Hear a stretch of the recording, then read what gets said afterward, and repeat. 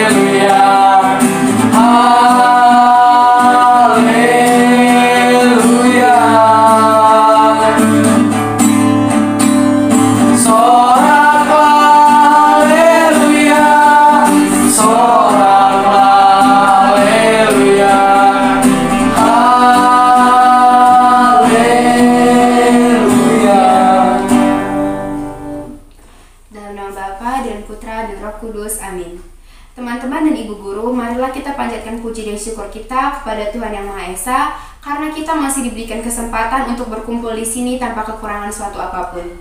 Pada hari yang cerah ini, kita akan memulai ibadah sabda kita mengenai perumpamaan lalang di antara gandum.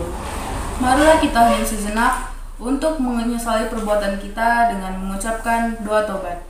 Saya mengaku kepada Allah yang Maha Kuasa dan kepada saudara sekalian bahwa saya telah berdosa dengan pikiran dan perkataan, dengan perbuatan dan kelalaian. Saya berdosa, saya sungguh berdosa. Oleh sebab itu saya mohon kepada Santa Perawan Maria, kepada para malaikat dan orang kudus, dan kepada saudara sekalian, supaya mendoakan saya kepada Allah Tuhan kita. Marilah kita berdoa. Allah Bapa yang Maha Kuasa, kami bersyukur atas segala berkat-Mu, sehingga pada hari ini kami dapat berkumpul untuk memulai ibadat sabda kami pada hari ini. Sebentar lagi kami akan mendengarkan sebagian dari firman-Mu. Berkatilah hamba-Mu yang akan menyampaikan sabda-Mu. Inilah doa kami yang kurang sempurna. Kiranya Kau sempurnakanlah doa kami dalam kerajaan-Mu. Demi Kristus Tuhan dan pengantara kami. Amin. Lagu antar bacaan Mujizat Itu Nyata.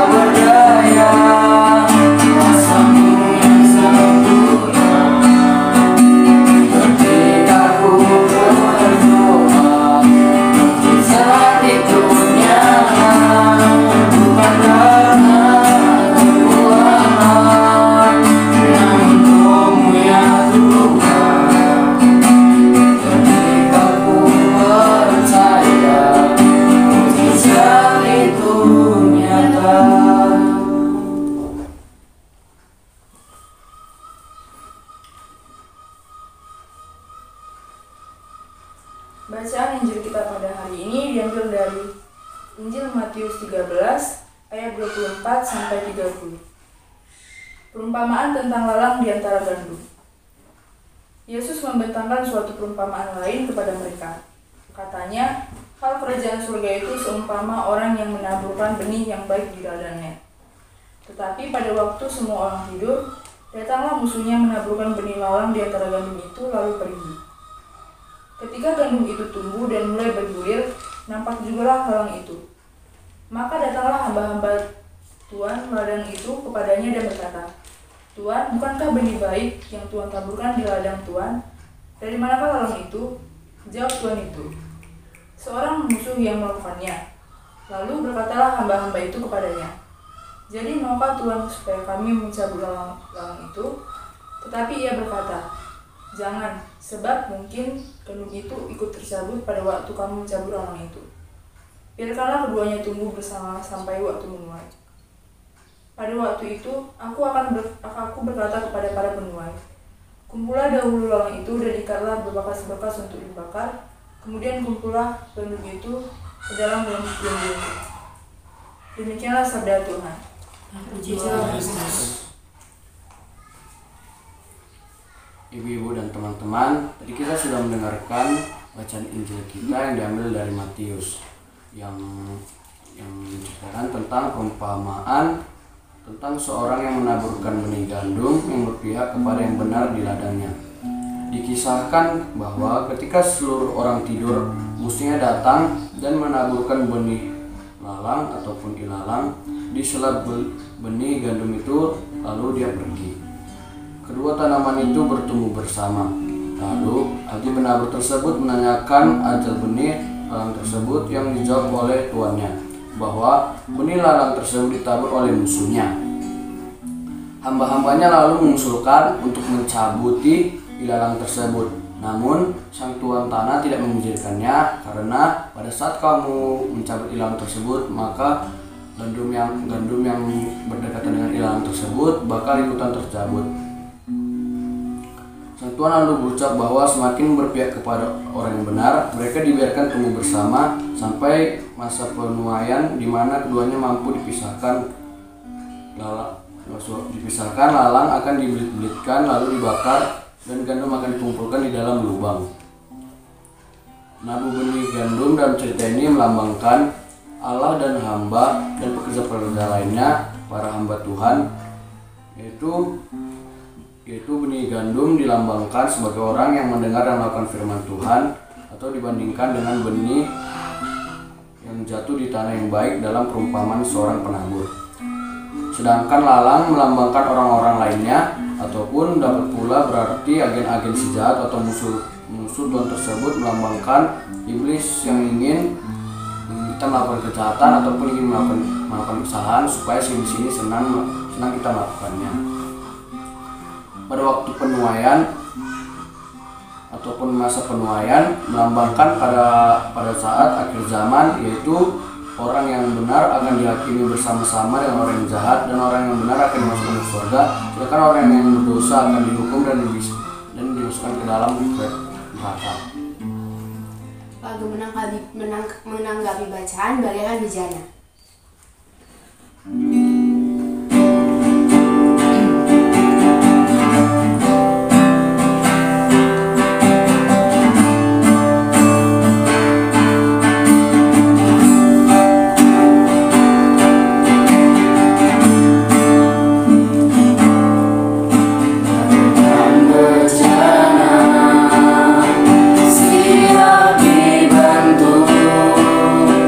Demikian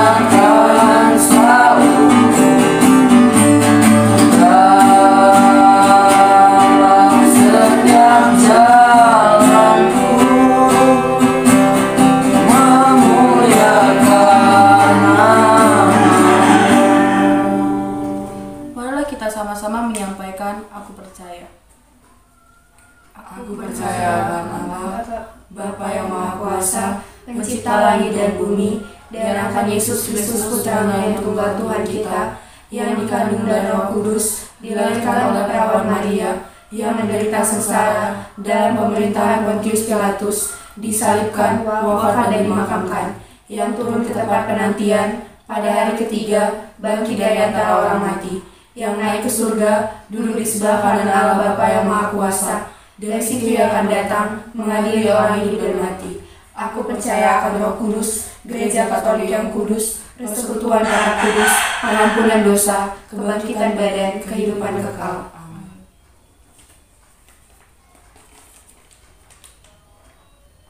Marilah kita menyampaikan doa-doa permohonan kita. Bagi siswa-siswi SMA Cahaya, ya Bapa, kiranya Kau berkala semangat kami untuk belajar agar kelak kami akan menjadi orang yang berdaya guna bagi orang yang lain dan berusaha menjadi anak yang setia pada perintah orang tua di rumah dan para guru di sekolah.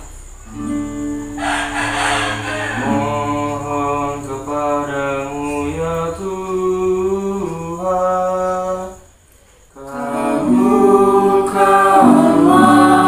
doa kami. Bagi kita semua yang hadir di sini, ya Bapa, semakin banyaknya daya tarik dunia membuat kami lupa untuk bersekutu denganmu. Kami mohon agar Engkau mengampuni kesalahan kami dan memberi kekuatan kepada kami agar berani memasuki keheningan batin sehingga dapat mendengar dan merasakan kehadiran-Mu dalam setiap peristiwa hidup kami. Kami mohon kepadamu ya Tuhan, kabulkanlah doa kami.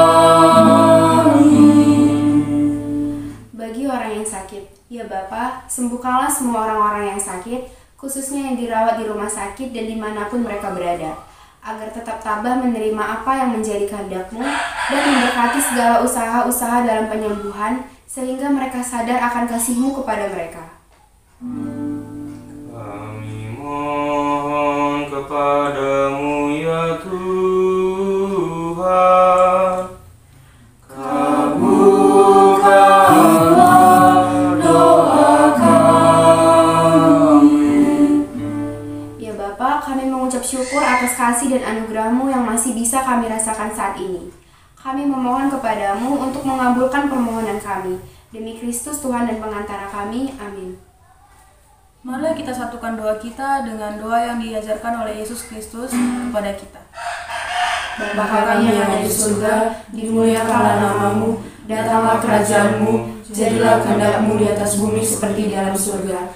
Berilah kami rezeki pada hari ini, dan ampunilah kesalahan kami, seperti kami pun mengampuni yang bersalah kepada kami. Dan jangan masukkan kami dalam pencobaan, tetapi bebaskanlah kami dari yang jahat. Amanat atau pesan yang dapat kita ambil dari perumpamaan lalang di antara gandum adalah, pesan yang diambil dari firman kita pada hari ini adalah, jadilah gandum. Bagaimana cara menjadi gandum? Berbuat baik dan mengikuti ajaran Kristus, maka kita akan menjadi gandum yang baik. Sebaliknya, jika kita menjadi jahat, kita akan menjadi lalang yang akan dibakar dan dimusnahkan. Marilah kita bersatu dalam doa. Ya Bapa kami sudah selesai menyelesaikan ibadah singkat kami pada hari ini. Kiranya kami juga dapat menjadi gandum yang baik. Kami juga mau berdoa untuk kedua orang tua kami. Kiranya Engkau memberikan kesehatan dan panjang umur agar kedua orang tua kami dapat menyaksikan kesuksesan kami di masa yang akan datang. Kami juga berdoa buat sekolah kami. Berkatilah Bapa agar kami dapat mengerti apa yang diajarkan oleh guru kami dan materi yang kami dapatkan agar berguna di kehidupan kami nantinya. Berikanlah juga kami kesehatan ya Bapa. Inilah doa anak-Mu dalam Yesus Kristus Tuhan dan Juru Selamat kami. Amin. Tuhan beserta kita. Sekarang dan selama-lamanya. Semoga kita sekalian diberkati oleh Allah yang Maha Kuasa dalam nama Bapa dan Putra dan Roh Kudus. Amin. Saudari-saudari sekalian, dengan demikian ibadah sabda kita sudah selesai. Syukur kepada Allah. Sebelum kita menutup ibadat sabda kita, baiknya kita akan menyanyikan lagu penutup yaitu Bapa Sentuh Hatiku.